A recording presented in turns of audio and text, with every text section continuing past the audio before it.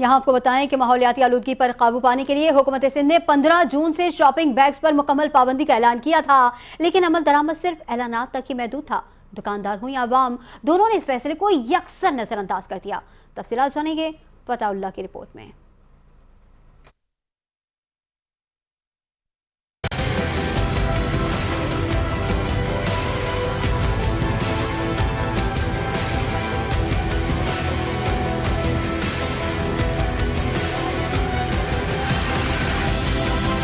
हुकूमत सिंध की पाबंदी के बावजूद आज भी शॉपिंग बैग्स खुलेआम इस्तेमाल हो रहे हैं। कहीं सब्जी बेची जा रही है तो कहीं रोजमर्रा का सामान, सभी कुछ इन्हीं प्लास्टिक बैग में दिया जा रहा है। हुकूमत का दावा अपनी जगह मगर जमीनी हकायक मुख्तलिफ हैं। 15 जून से सिंध हुकूमत ने माहौलियाती आलूदगी के पेश नज़र प्लास्टिक बैग पर मुकम्मल पाबंदी आयद की थी।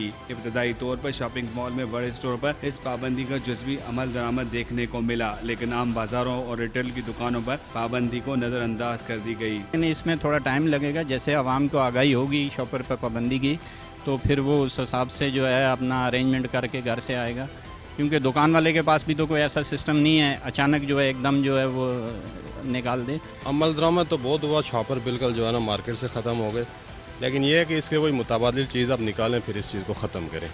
वैसे ख़त्म तो बहुत मुश्किल है। रिटेल दुकानदार अब भी खुलेआम शॉपिंग बैग का इस्तेमाल कर रहे हैं, जबकि सार्फिन भी बगैर किसी मज़ामत के बैग वसूल कर रहे हैं। माहिरीन माहौलियात का कहना है जब तक सख्त चेकिंग और जुर्माने नहीं किए जाएंगे इस पाबंदी पर अमल दरामद मुमकिन नहीं। हुकूमत सिंध की जानिब से 15 जून को शॉपिंग बैग पर पाबंदी का कहा गया था।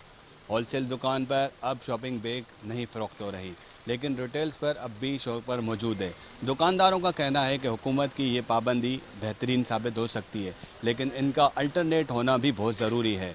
ग्राहक आएगा तो हाथ में सामान नहीं लेके जा सकता, इनके लिए मुतबादिल देना ज़रूरी होगा। कैमरामैन अबरार रहमान के साथ रिपोर्टर फ़तेहुल्लाह, 5 न्यूज़ कराची।